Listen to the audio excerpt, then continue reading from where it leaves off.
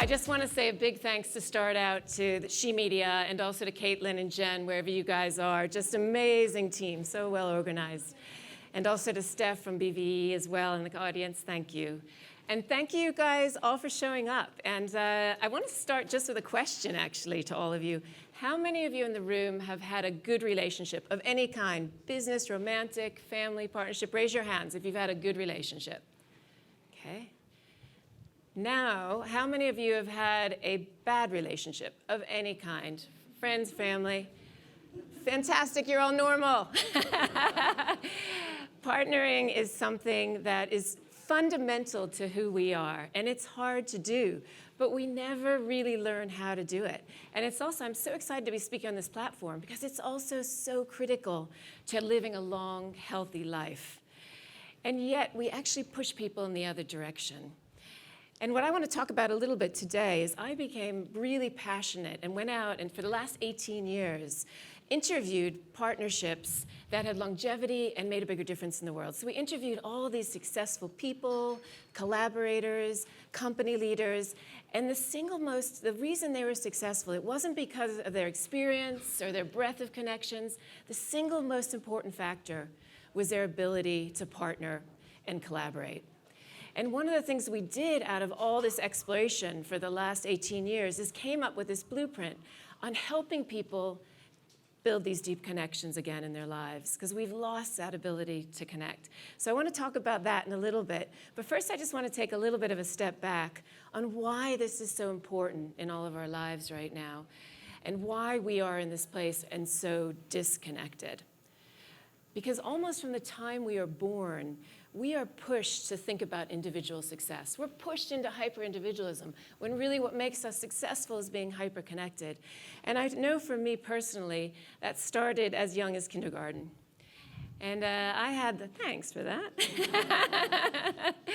I had the most wonderful mom who was a nurse, and I had the most wonderful father who was a door-to-door credit collector for Sears and Roebuck. And they worked super hard so that we as children could have everything that they hadn't had in their lives. So even from the time I was in kindergarten, I was determined that I was going to work really hard to make sure that I lived up to my parents' hard work. And so working at getting the gold star, looking at how I could be top of the sports, everything when I was in kindergarten. And then this perpetuated in high school, perpetuated into university, and then it also perpetuated in when I started my very first job in telecommunications. And my boss gave me 2 books. Can anyone guess what the first one was? No, that would have been a great book. Any other ideas? Yeah? No, that would have been good too. Instead, I got The Art of War on how to survive in corporate America. And does anyone know what the second book was? Any ideas? No, that would have been great. That's a good book. Everyone should read that book. The second book was The Joy of Cooking. Just in case I didn't make it in the war that is corporate America. And so as a young woman starting my first job, I was so determined that I was going to prove to the whole world that I could break through as many glass ceilings as possible without having to use weapons of mass destruction and without having to use a spatula. So I went on this mission. And what I found is that the more glass ceilings I broke as I became a CEO, as I became board members, the less and less I felt myself. And the more and more disconnected I felt from others. So that's when I decided to go on this exploration of how do we reconnect as human beings in this world. Yet when we did this, we also found, why are we so disconnected? And one of the things led back to social media. And social media has an unbelievable power to connect us. But often now it's disconnecting us. I always think that that share button should be a compare button. And we're setting up these unrealistic expectations, especially for young women today. And there's tons of research that show that mental health, women that use a significant amount of social media have negative mental health impacts. And yet, we are also still becoming more and more polarized.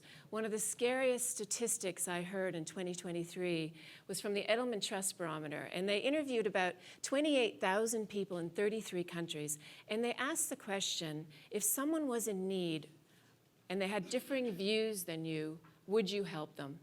And 70% of people said they would not help someone in need if they had differing views. 70%. 80% said they wouldn't want to live in the same neighborhood if someone had differing views, and 80% said that they would not want to work in the same company with someone with differing views. We are so polarized right now, and this is impacting our health. You know, Vivek Murthy, who Anne brought up earlier, who's also a hero of mine, this is from his study. It's impacting, causing heart attacks, strokes, dementia increase, and it's also one of the most important factors that shows that someone is potentially going to commit suicide. And Julianne Hunt Lundstedt, who's another big hero of mine, she did an amazing study where she found that loneliness is actually more deadly than if we were smoking 15 cigarettes a day, and more deadly than obesity. And this is also in our companies.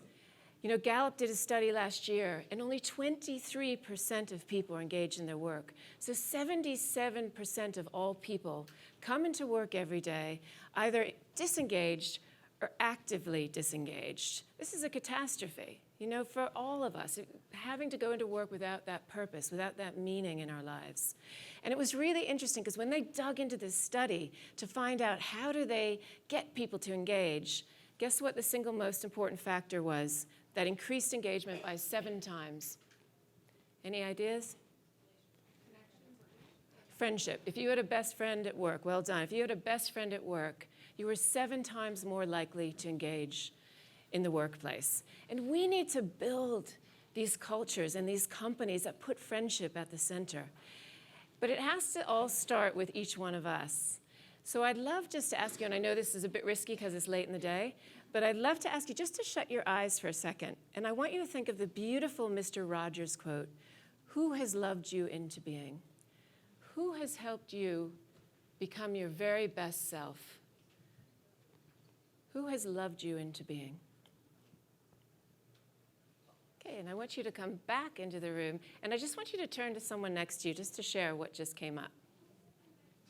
I did something you don't know.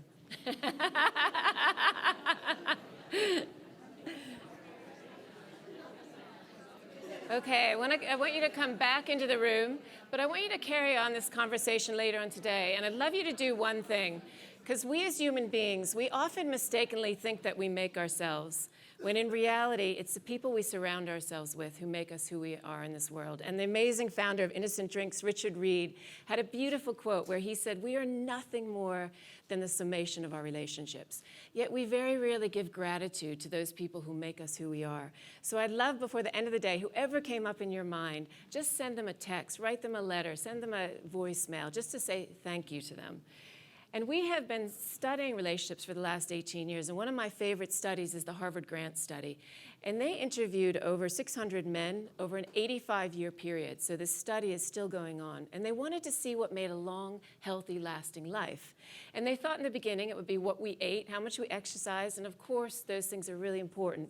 But the single most important factor in determining whether these men had long, healthy, lasting lives was the relationships they nurtured around themselves. And it wasn't about the breadth of relationships like we're taught, it's about the depth of those relationships. And it wasn't easy, it was hard work. Every single person in this survey talked about that hard work. And we also, as we went through this process, we also interviewed some of the greatest collaboratives, the greatest collective achievements of our time. We interviewed tons of people who helped end apartheid in South Africa, end smallpox in India. And does anyone in the room know who these 2 folks are on the screen who helped protect the ozone layer? Anyone? So this is the same answer I've got in thousands of rooms all over the world. And these are probably 2 of the most important people in all of our lives because they allow us to stand outside in that sunshine. This is Sherwood Rowland on your left-hand side and Mario Molina on your right-hand side. And they discovered in the 1970s that CFCs, which if anyone's as old as me in this room will remember that it's in hairsprays, it was in deodorants, it was in refrigerators, they discovered that they were actually damaging the ozone hole. So they decided that they wanted to alert the whole world to this. So they published an article in Nature magazine, and they thought the entire world would react and solve this pending doom. And instead, the exact opposite happened. So you had the $8 billion CFC industry attacking their character and calling them Russian spies. You had fellow professors taking speaking engagements away from them. You had doctoral students stop coming to their classes. And this didn't last just for a day or for a week or for a month or even for a year. This lasted for an entire decade. And I had the good fortune to meet Mario before he passed, sadly, in 2020. And I asked him, I said, Mario, how on earth did you weather all these attacks on your character and keep on going? And he said one word, he said friendship. He said, Sherry and I were so close that we were never gonna stop until the world listened. And they didn't, and then in 1986, Sherry and Mario, built this group of incredible friends with others, these deep connections at the center of this extraordinary human achievement that came from all walks of life, across all different kinds of divides, that came together and put the Montreal Protocol in place in 1986 to remove CFCs from the world. And this is probably, again, one of the most important achievements that where the humanity came together, but we don't talk about it. And I really believe we don't talk about it because it doesn't fit into our box of the single superhero that we're taught to believe. It was a collective from around the world that came and did this.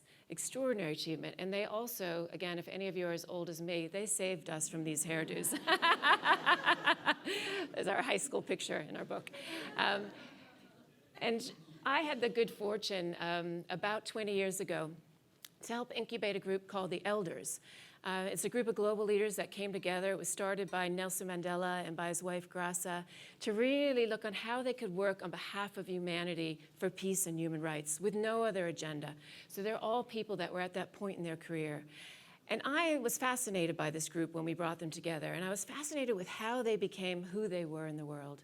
And what became really clear is that they were who they were because of the relationships that they had nurtured around them, whether it was each other, whether it was romantic partners, friendships, business partnerships.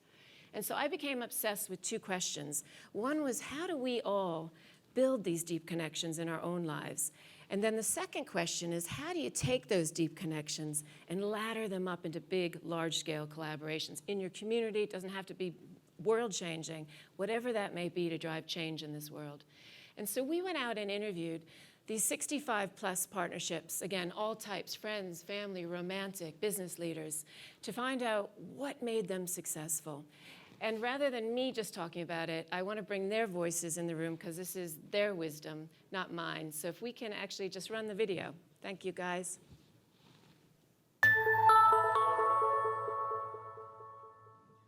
The one will make up what is lacking in the other. And in these parts, we speak of it as Ubuntu. A person is a person through other persons. A lot of people believe that partnership is 1 and 1 equal 2.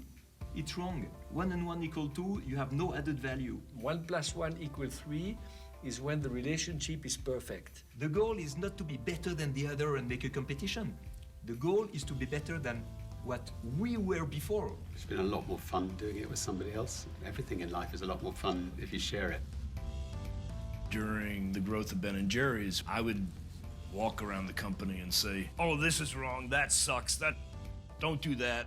And he'd be walking behind me saying, well, what Ben really meant to say was, do this and that. And it was, he could say it in a way that people could hear it. Choose somebody that you've already worked with before. If you ask me what I value about Robbie, it would be first and foremost our friendship. We're almost always aligned on major strategic things, big items for the company, because more or less we have the same goal. You need somebody, poking the fire and saying, this isn't as good as it could be. That kind of tough love advice is pretty welcome when it happens. Give each other plenty of space, even you're going to be different people. And he always listened to me. He didn't always react the way I wanted him to, but he always listened to me. We complement each other rather than being echoes of each other. It does require compromise and hard work. It has to be grounded. You mean hard work? We are friends before we're partners. A lot of it's just about trust. I think Ben and I just completely trusted each other. You've always pushed me to do things that I thought maybe I couldn't do. Often I'll be in a situation, I'll think, what would Sev do? And then it's like, okay, I can do this. Wow, really? Oh, yeah. Oh, that's so great. I am a movement by myself but I'm a force when we're together. It feels right, and it feels like it's what we were always meant to do. I think we have a shared passion for improving the world around us.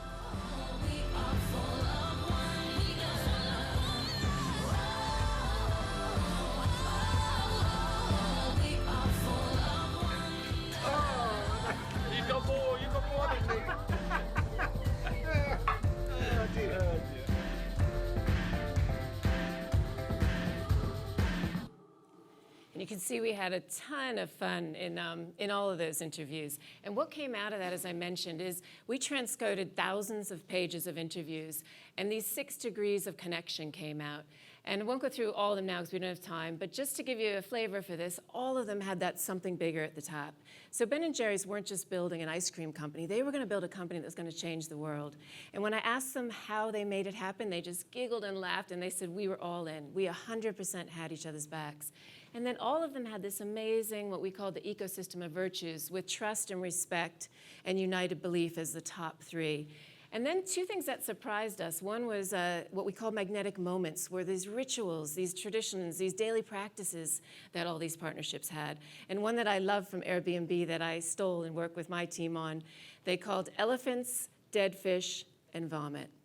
And what they do, I never thought I would put those 3 words in one sentence, but what they do is they bring together their team once a month, and they allow them to talk about the elephants in the room that no one's talking about, the dead fish that everyone's talking about but no one's doing anything about, and then the vomit, just to get something off their shoulders or to talk about what's on their mind.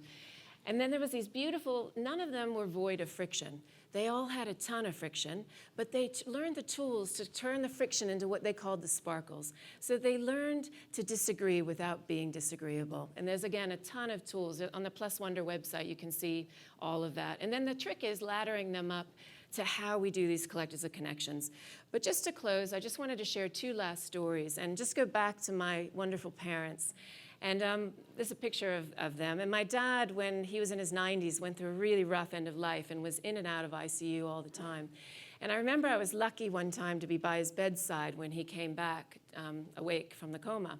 And I said, hey, Dad, welcome back. And I said, now what are you going to do now that you're back?